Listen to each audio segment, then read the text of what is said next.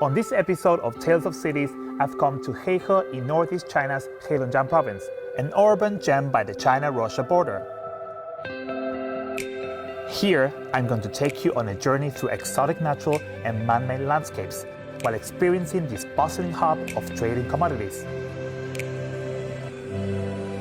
Well, here we go.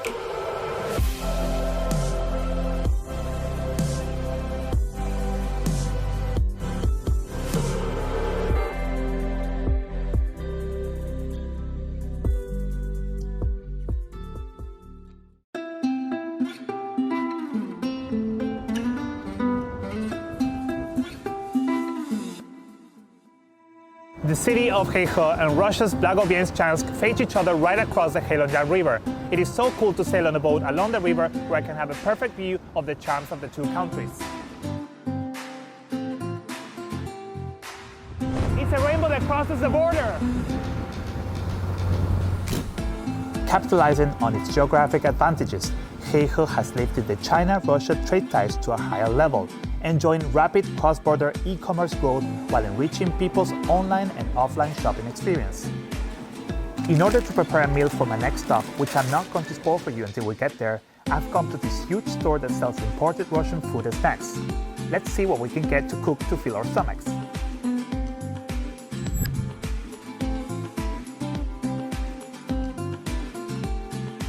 我们是对俄 O2O 一站式销售服务平台，日均的销售额呢已经突破了70万元人民币。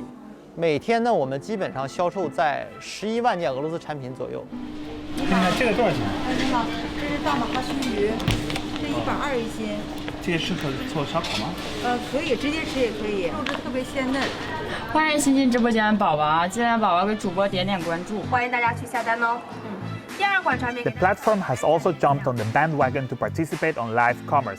Here, live streamers demonstrate and taste Russian products for their online followers.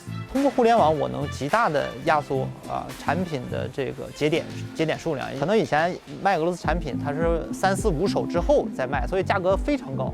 那我们觉得呢，这是互联网创业的一个机会，所以我回到老家以后呢，我通过来整合供应商然后整合供应链以及我们提供免费的仓储物流服务把俄罗斯优质的供应商直接引到国内，然后通过我们平台往外销售，所以极大的压缩了这个产品成本，来保证更多物美价廉的产品能够给到消费者。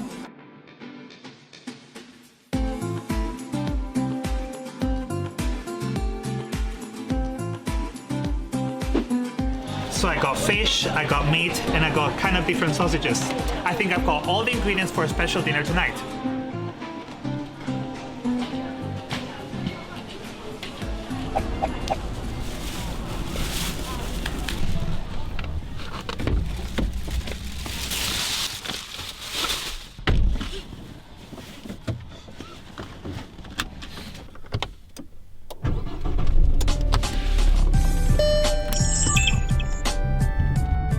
After packing the trunk of my car with food, I'm driving along National Highway 331 just by the border to catch a last glimpse of the city's autumn scenery before it's covered in snow during its mighty cold winter.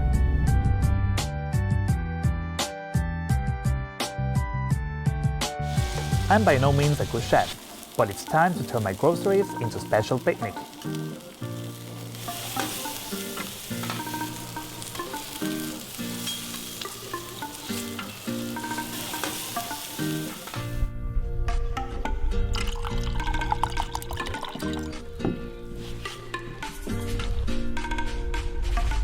There is no absence of a bottle of vintage wine at a vantage spot where I can get to view an extensive sea of rocks. These are no ordinary rocks though. They are blocky masses of lava spewed by a volcano eruption that dates back 280,000 to 340,000 years ago. That's right. Now I'm in a huge volcanic area the size of 720 square kilometers. There are 5 lakes here that were interconnected by a volcano eruption, and they are called the Wu Dalian Chi, meaning 5 connected lakes in Chinese. The gigantic volcanic cluster mainly consists of 14 young volcanoes with heights between 400 and 600 meters. The last eruption of these volcanoes occurred around 300 years ago. But for volcanoes, 300 years is not long at all. Centuries later, humans and wildlife have already reshaped the landscape to what we see today. With its wealth of geological features, Wudalianshi is celebrated as a natural volcano museum and a living textbook on volcanoes.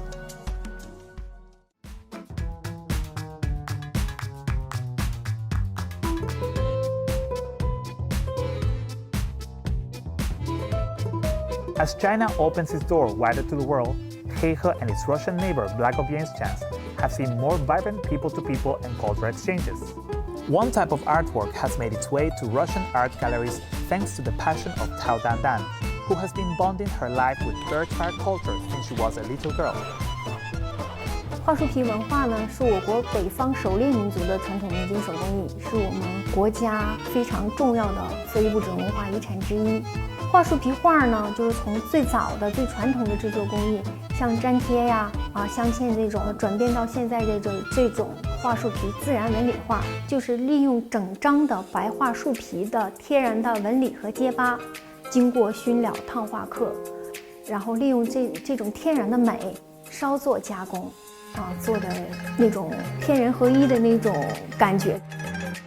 At the age of 23, Tao set up her own workshop. She has opened various training classes free of charge for school and communities, teaching people from all walks of life the history of birch bark culture and the ABCs of the craft. 因为我的性格比较内向，就总喜欢做手工的东西。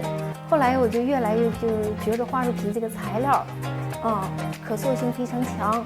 对我一个女孩子来讲，比那些木雕、根雕要好弄很多，然后逐渐就爱上它了。It's not only culture that Heihe is promoting to a wide audience in Russia, but also Chinese goods and services, which have found a huge market in Russia through the border city, especially with its fast developing cross-border infrastructure construction in recent years.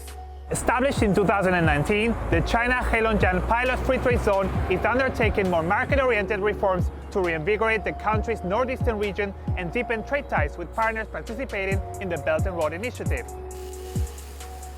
在这个自贸区的成立背景下，产品全部对俄出口。黑龙江大桥即将通车，对我们解决运力是最大的帮助。习总书记的“一带一路”让我们坚定了发展方向，矢志不渝地开展出口市场。 黑龙江自贸区黑河片区的定位和优势有哪些？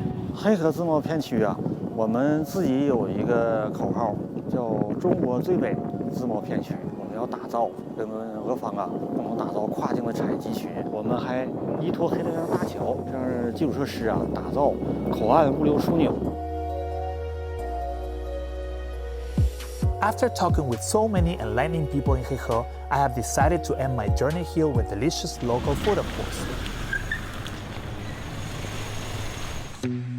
Remember when I said I wasn't a good chef? I meant it, because here you get to taste authentic Russian cuisines. And 夜宵就是你们吃什么？你们去晚上吃饭呢？我们吃夜宵啊，烧烤。